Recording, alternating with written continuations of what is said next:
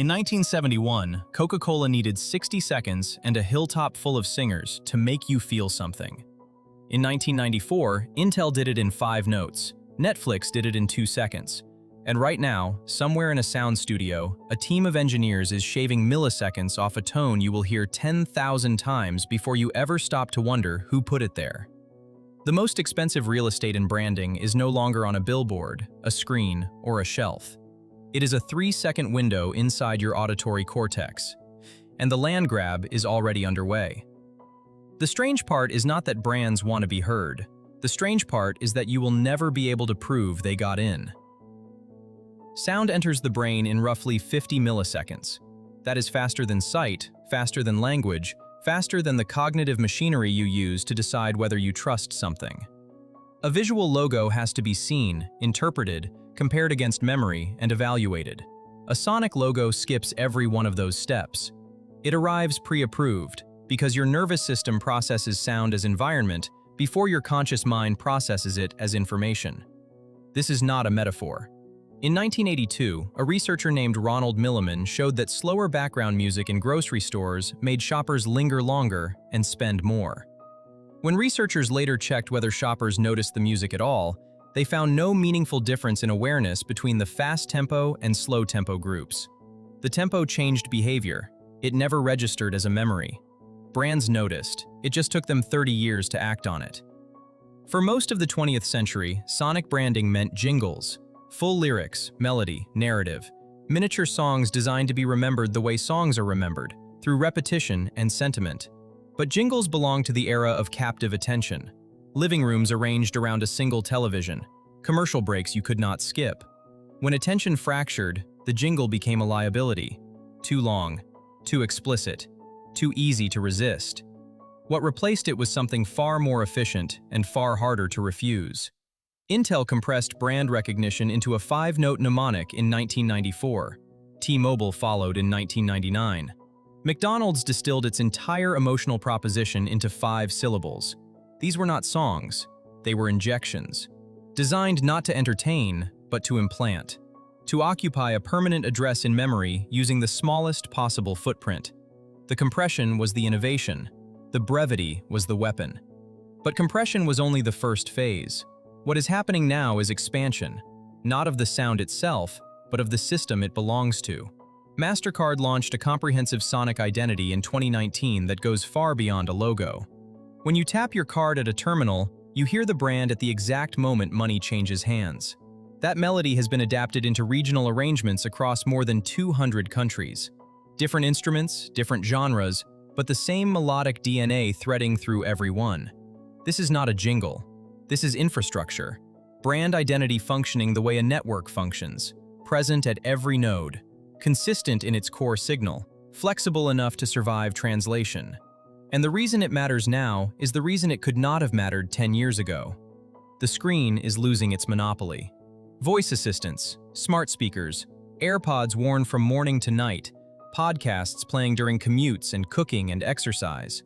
There are entire corridors of daily life where your eyes are elsewhere, where the only channel a brand can reach you through is your ears. If a brand has no sound, it does not exist in those corridors. And absence in a screenless moment is not neutrality. It is invisibility. MasterCard's sonic logo now appears in 86% of its own brand materials, more than double the 40% cross-industry average. The Clio Awards, the institution that judges advertising creativity, launched their own sonic logo. When the referees start playing, the game has changed. Apple understood this before anyone articulated it. Apple does not have a traditional audio logo in the Intel or Netflix sense. What Apple has is something more pervasive and more difficult to replicate: the startup chime. The specific resistance of a box lid lifting. The peel of a screen protector engineered to sound like a reveal. Apple turned unboxing into theater, where the sound of the product tells you it is premium before your eyes confirm it. They discontinued the startup chime once. They brought it back because people missed it, not the function. The feeling. That distinction is everything. The chime was not information, it was atmosphere, and atmosphere is what sonic branding is quietly becoming. This is the shift the industry has not fully named. For a century, brand identity was something you looked at, logos, typefaces, color palettes, packaging.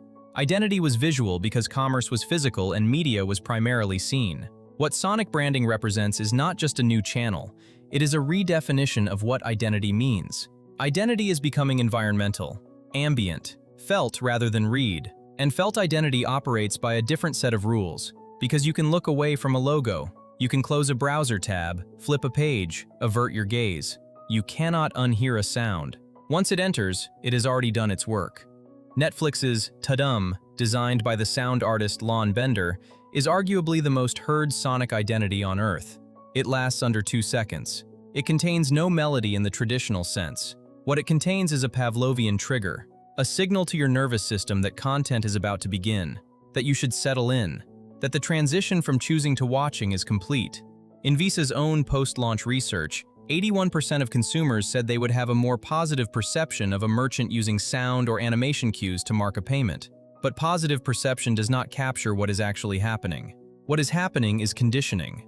The sound does not persuade you, it prepares you. And preparation, done consistently enough across enough contexts, becomes trust without evidence. There is a fracture running through the middle of all this, and it is worth pressing on. Brands are simultaneously chasing two opposite strategies. One is proprietary, the owned sonic identity that compounds over years, a permanent memory asset. The other is borrowed, the trending Reels audio, the TikTok sound, the cultural moment you jump on for a week and abandon.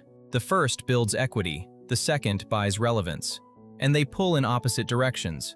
A brand that commits to a fixed sonic identity risks sounding rigid in a culture that moves in cycles measured by hours. A brand that chases every trending sound never builds the auditory recognition that makes sonic identity valuable in the first place.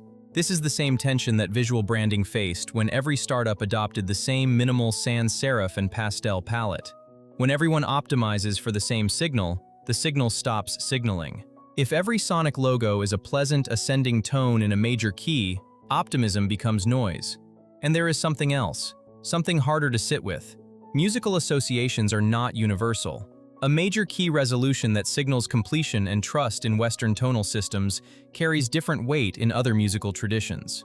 MasterCard's 200 regional adaptations gesture at this problem, but the core melody is still built on Western harmonic logic. The question of whose ears are being designed for is also a question of whose nervous system is being treated as default. Sonic branding inherits every assumption that visual branding carried. It just makes those assumptions harder to see, because now they are harder to name. You can critique a color palette. Try critiquing a chord progression to someone who does not read music. If branding becomes something you feel before you process, something that enters faster than skepticism, something that shapes behavior while 98% of the people it shapes cannot identify its presence, then the question is no longer whether sonic branding works. The question is where branding ends and environment begins. When you walk into a room and feel a certain way, and every sound in that room was placed there by a strategist you will never meet, the room is not neutral. The room is branded. You just do not have the language to object, because objection requires awareness, and awareness is the one thing the system is designed to prevent. So here's what I want to know. What is the last sound a brand put inside your head that you cannot get out? And did you choose to let it in, or did you only just now realize it was there? I already know the answer. I just want to hear you say it. The next time you hear a tone and feel something shift, a settling, a readiness, a small, unearned trust, you will know exactly what built that feeling and exactly why it never asked your permission. This is the Threads of Culture.